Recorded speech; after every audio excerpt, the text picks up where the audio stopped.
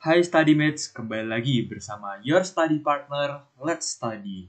Nah, hari ini kita akan belajar penalaran matematika tentang peluang. Untuk khusus hari ini, kita akan belajar mengenai konsep dasar peluang dan peluang suatu kejadian atau peluang satu kejadian. Bahan ini bisa kalian gunain buat persiapan UTBK kalian di SNMPT tahun ini. Nah, hari ini kita akan berfokus kepada konsep dasar peluang, apa itu peluang, bagaimana rumus peluang, dan sebagainya.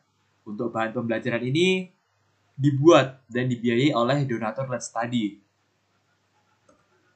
Hai StudyMates, perkenalkan nama aku Antoni Chandra-Handoso, bisa dipanggil Antoni. Sekarang aku berkuliah di Universitas Brawijaya jurusan Data Science atau Sains Data angkatan 2024. Nah, achievement dari aku adalah aku alumni dari UTBK tahun 2024, di mana aku UTBK di bulan Mei dan aku mendapatkan skor 795 di pengetahuan kuantitatif dan 775 di penalaran matematika. Selain itu, aku top 10 OSN Matematika Kota Denpasar, juara 3 Olimpiade MIPA Pulau Jawa, finalis PHI SMA di Universitas Islam Malang, semifinalis Undip Mathematics Competition yang ke-25 di Universitas Diponegoro, dan juara 1 P2MF Maba Fakultas MIPA Universitas Brawijaya.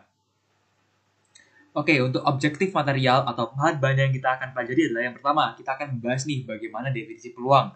Kemudian kita juga akan membahas apa sih peluang dan sifat-sifatnya.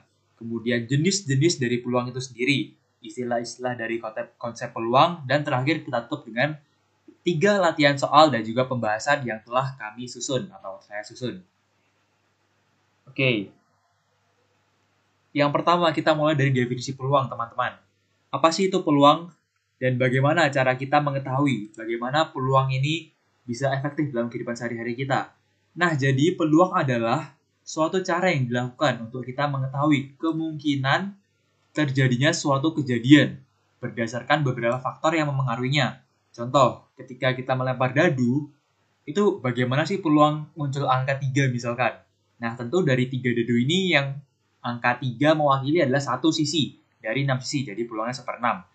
Untuk sifat-sifat peluang, kisaran peluang suatu kejadian adalah 0 sampai dengan 1 kejadian. Di mana untuk peluang sama dengan 0, yaitu peluang yang tidak mungkin terjadi atau mustahil nih teman-teman. Contohnya ketika matahari terbit dari utara, kan tidak mungkin ya teman-teman matahari terbit dari utara. Oke, selanjutnya peluang 1 atau peluang yang kejadian itu pasti terjadi atau mutlak. Contohnya adalah ketika ayam bertelur. Nah, ayam kan pasti bertelur ya teman-teman, jadi peluang itu pasti terjadi. Oke, contoh soalnya nih.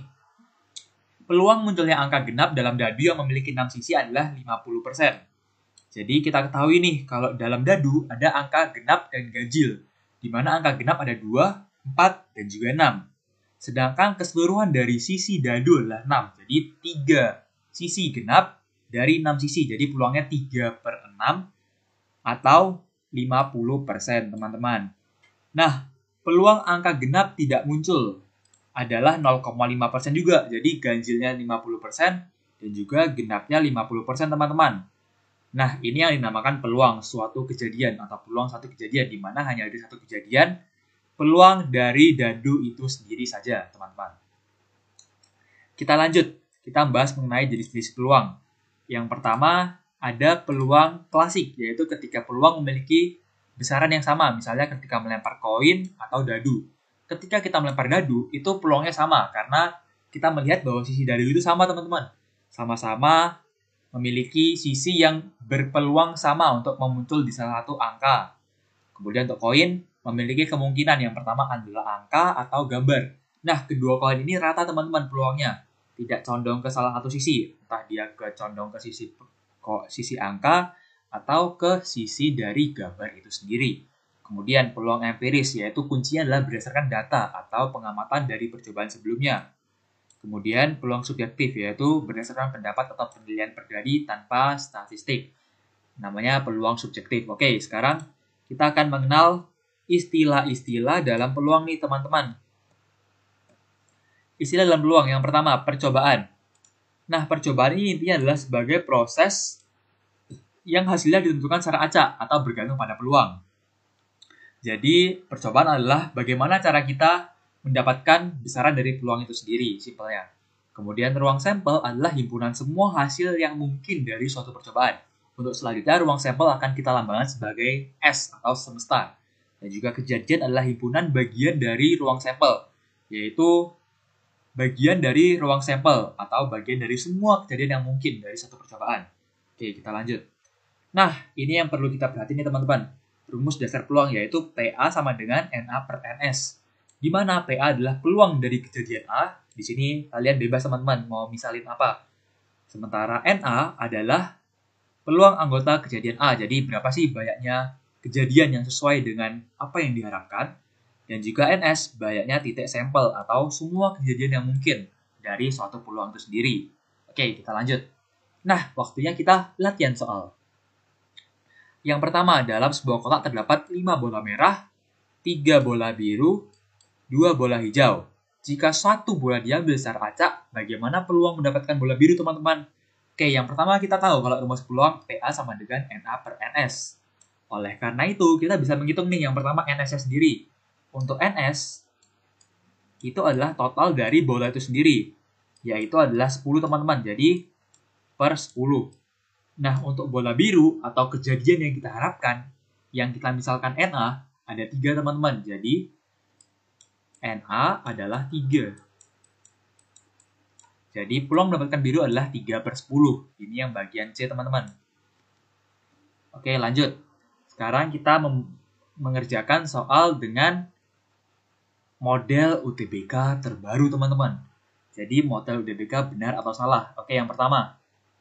Seperti biasa ketika kita mau mengerjakan soal, yang pertama kita harus lakukan adalah kita menghitung total bola dari semua kotak atau semua tempat di mana bola itu akan diambil. 6 bola merah, 4 bola biru, 2 bola hijau. Maka totalnya 12 ya teman-teman. Oke, kita akan evaluasi satu demi satu. Yang pertama, total mengambil bola merah adalah setengah, yaitu kalau kita ingin menghitung total bola merah adalah NA per NS. 6 bola merah berarti 6. Terus per NS-nya yaitu totalnya bola 12. Berarti 6 per 12. Yaitu jawabannya benar teman-teman. Seret. Oke, lanjut soal kedua. Peluang mengambil bola biru adalah 3 per 6. Oke, di sini birunya aja ada 4 teman-teman. Sementara totalnya 12. Harusnya 4 per 12 dong. Atau kita sederhana jadi sepertiga.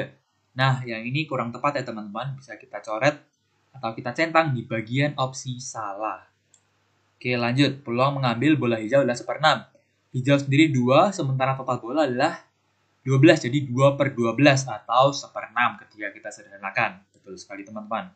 2 per 12 atau 1/6. Klik, benar. Oke, lanjut. Selanjutnya adalah peluang semua kejadian adalah 1. Oke, jadi maksimal dari peluang adalah 1 teman-teman. Dari 6 per 12 untuk merah, 4 per 12 untuk biru, dan 2 per 12 dari hijau teman-teman. Jadi total peluangnya adalah 1. Ya benar. Jadi kesimpulannya adalah untuk soal ini jawabannya adalah benar. Jawabannya adalah benar, benar, benar, salah, dan juga benar, benar teman-teman. Oke, kita lanjut. Nah, ini kembali lagi ke soal dengan metode terbaru teman-teman, yaitu isian singkat. Kita baca lagi. Dalam sebuah kotak terdapat 8 bola merah, 5 bola biru, dan 7 bola hijau. Jika satu bola diambil secara acak, berapa peluang mendapatkan bola hijau?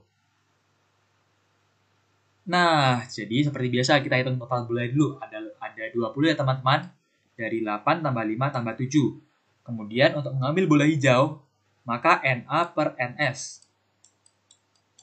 Di mana NA ini adalah kejadian yang kita harapkan, yaitu kejadian di mana terambil bola hijau.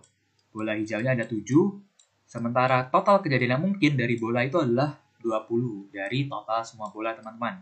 Jadi yang ini adalah 7 per 20 teman-teman jawabannya. Atau kalau mau kita ubah ke desimal, caranya adalah kita kali 5 ya teman-teman. Jadi 7 kali 5, 35 atau 0,35 teman-teman. Satu lagi soal teman-teman. Jika bola tersebut tidak dikembalikan, peluang mendapat bola biru adalah, nah ini adalah peluang berdasarkan apa yang sudah terjadi di kejadian sebelumnya teman-teman. Jadi ketika dua bola atau pengambilan kedua tidak dikembalikan, yaitu bolanya akan berkurang 1 teman-teman. Jadi semula bola itu berjumlah 20, maka akan berubah jadi bola itu jadi 19. Oke, untuk bola biru ada 5 dan sisa bola adalah 19. Jadi peluang bola itu adalah 5/19, teman-teman Let's Study. Oke. Sampailah kita ke kunci dari materi kita hari ini, yaitu key main takeaways. Yaitu yang pertama, peluang adalah kemungkinan terjadi suatu kejadian dengan nilai antara 0, yaitu tidak mungkin, hingga 1, pasti. Bisa dilambangkan dengan 0, lebih dari sama dengan PA, lebih dari sama dengan 1. Oke, rumus dasar peluang yaitu NA per NS. Dengan NA adalah jumlah kejadian favorable atau kejadian yang kita harapkan. Dan NS adalah jumlah kejadian yang atau jumlah ruang sampel yang ada dan total kemungkinan. Untuk NA adalah banyaknya kejadian A dan NS banyaknya titik sampel. Oke, sekian dari pembelajaran kita hari ini. Terima kasih kepada donatur Let's Study. Dan juga ketika teman-teman ingin mereview kembali bahan pembelajaran, bisa melalui textbook, PPT, dan latihan soal pada link di description box di bawah. Kita akan menyediakan playlist khusus jadi bahan pembelajaran kalian loh. Jangan lupa dicek ya StudyMates untuk mendukung kalian belajar dan mempersiapkan UTBK dengan baik dan maksimal. Jangan lupa bisa mendukung Let's Study dengan memberikan bantuan dan juga dukungan kami seikhlasnya dengan men-scan QR Code berikut ini. Dan juga buat teman-teman, tidak hanya bisa melakukan scan dari QR ini, tapi juga bisa melakukan donasi atau juga meng-share, komen, dan juga like video ini. So, see you semuanya. Kita bertemu lagi di video selanjutnya. Jangan lupa untuk follow Let's Study dan juga follow Instagram saya di @chandra_antoni di Instagram. Harapannya adalah semoga teman-teman bisa mempelajari materi ini dengan baik dan ketika kalian mengerjakan bisa mendapatkan hasil yang terbaik teman-teman. So, inilah akhir dari video kita. Sampai jumpa di video selanjutnya. Semoga video ini bermanfaat dan sampai jumpa di video selanjutnya. Semangat teman-teman. See you again.